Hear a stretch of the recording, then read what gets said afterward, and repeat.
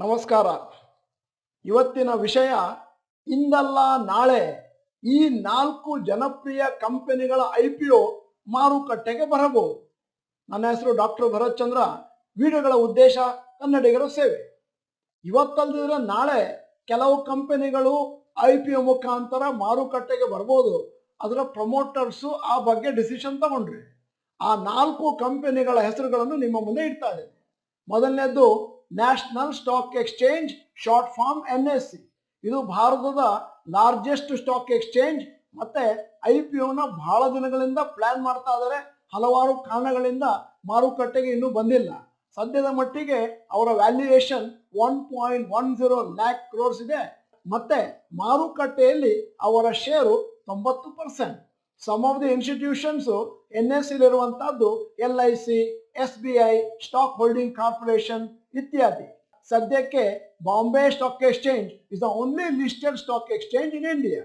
ಎರಡನೇ company Parle products. Parle product company Parle G biscuit ನ manufacture ಮಾಡ್ತಾರೆ.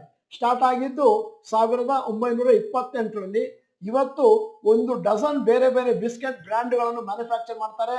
Monaco, Krackjack, Marie, hide and seek ಇತ್ಯಾದಿ ಇತ್ಯಾದಿ. ಬೇಕಾದಷ್ಟು ಒಳ್ಳೆ ಮಾರ್ಕೆಟ್ ಶೇರ್ ಇದೆ. ಒಂದು 50% ಸೇಲು ಇವರಿಗೆ ರೂರಲ್ ಏರಿಯಾದಿಂದನೇ ಬರ್ತದೆ. ಸದ್ಯದ ಮಟ್ಟಿಗೆ ಪಾರ್ಲೆ ಕಂಪನಿ ಮಾರುಕಟ್ಟೆಯಲ್ಲಿ ಇನ್ನೂ ಲಿಸ್ಟ್ ಆಗಿಲ್ಲ. ಆದ್ದರಿಂದ ಅವರ ಫೈನಾನ್ಷಿಯಲ್ಸ್ ಇನ್ನೂ ಕೂಡ ಹೊರಗಡೆ ಬಂದಿಲ್ಲ. 2021-22ರಲ್ಲಿ ಪಾರ್ಲೆ ಅವರ ಸೇಲ್ಸ್ 16,000 ಕೋಟಿಯನ್ನು ಮೀರಿದೆ ಮತ್ತು ಒಳ್ಳೆಯ ಪ್ರಾಫಿಟ್ ಕೂಡ ಇದೆ. ಈಗ ಮೂರನೆಯ ಕಂಪನಿಗೆ ಬರ್ತಾ ಇದ್ದೇನೆ. Mondelez India foods Cadbury. ಮತ್ತೆ Mondelez India foods is a Indian arm of US based company Mondelez international. Company establish ಆಗಿದ್ದು 1948ರಲ್ಲಿ. Manufacturing chocolates, biscuits under the iconic brand Cadbury. ಅಂಕಿ ಅಂಶಗಳ ಪ್ರಕಾರ, ವರದಿಗಳ ಪ್ರಕಾರ ಮಾರುಕಟ್ಟೆ ಶೇರು ಚಾಕ್ಲೇಟ್ ಅಲ್ಲಿ 65% ನಮ್ಮ ಕ್ಯಾಡ್ಬರಿದೆ ಇದೆ. ಈ ಕಂಪನಿಯ ಕೆಲವು famous brands dairy milk, Bournvita, 5 star, Burk, James, halls, Oreo ಇತ್ಯಾದಿ. ಇಯರ್ಲಿ ಸೇಲ್ಸ್ 8,000 ಕೋಟಿಗಿಂತ ಜಾಸ್ತಿ ಇದೆ. ಮತ್ತೆ ಪ್ರಾಫಿಟ್ 1,000 ಕೋಟಿಗಿಂತ ಜಾಸ್ತಿ ಇದೆ ಪ್ರತಿ ವರ್ಷ. ಈಗ ನಾಲ್ಕನೆಯ ಕಂಪನಿ ಎಲ್ಲರಿಗೂ ಗೊತ್ತಿರುವಂತಹದ್ದು ಝೀರೋಧಾ.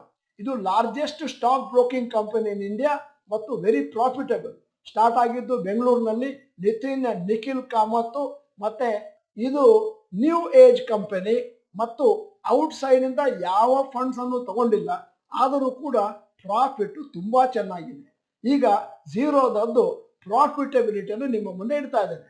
2020-21ರಲ್ಲಿ ಆಪರೇಟಿಂಗ್ ರೆವೆನ್ಯೂ 2,729 ಕೋಟಿ.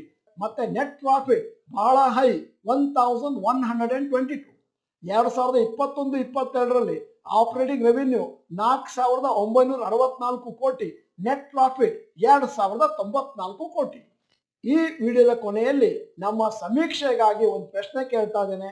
ಇವತ್ತು ಈ 4 ಕಂಪನಿಗಳು ಒಂದಲ್ಲ ಒಂದು ದಿನ ಮಾರುಕಟ್ಟೆಗೆ ಬರ್ಬೋದು ಅಂತ ಹೇಳಿದ್ದೇವೆ. ಈ 4 ಕಂಪನಿಗಳಲ್ಲಿ ಯಾವುದನ್ನು ನೀವು ಆಯ್ಕೆ ಮಾಡ್ಕೊಳ್ತೀರಿ IPOದಲ್ಲಿ ಹಣ ಹಾಕ್ಲಿಕ್ಕೆ ಅಂತ ಪ್ರಶ್ನೆ ಕೇಳ್ತಾ ಇದ್ದೇನೆ. ಅದನ್ನು ದಯವಿಟ್ಟು ನೀವು ಚಾಟ್ ಬಾಕ್ಸ್ ನಲ್ಲಿ ಟೈಪ್ ಮಾಡಿ. ನೀವು ನಮ್ಮ ಚಾನೆಲ್ ಮೆಂಬರ್ ಅಲ್ಲ ಅಂತಂದ್ರೆ ಇದೀಗ ಸಮಯ ಸಬ್ಸ್ಕ್ರಿಪ್ಷನ್ ಬಟನ್, ಬೆಲ್ ಐಕಾನ್ ಒತ್ತಿ. ವಿಡಿಯೋ ಚೆನ್ನಾಗಿದ್ರೆ ಲೈಕ್ ಬಟನ್ ಒತ್ತೋದನ್ನು ಮರಿಬೇಡಿ. ನಾವು ಕನ್ನಡಿಗರ ಸೇವೆಯನ್ನು ನಿಸ್ವಾರ್ಥವಾಗಿ ಮಾಡ್ತಾ ಇದ್ದೇವೆ. ನಿಮಗೇನಾದರೂ ನಮಗೆ ಪ್ರೋತ್ಸಾಹ ಕೊಡಬೇಕು ಅಂತಂದ್ರೆ ದಯವಿಟ್ಟು ಕನಿಷ್ಠ 50 ಜನರಿಗೆ ಈ ವಿಡಿಯೋನ ಫಾರ್ವರ್ಡ್ ಮಾಡಿ. ವಿಡಿಯೋವನ್ನು ಸಂಪೂರ್ಣವಾಗಿ ನೋಡಿದ್ದಕ್ಕೆ ಧನ್ಯವಾದಗಳು. ನಮಸ್ಕಾರ.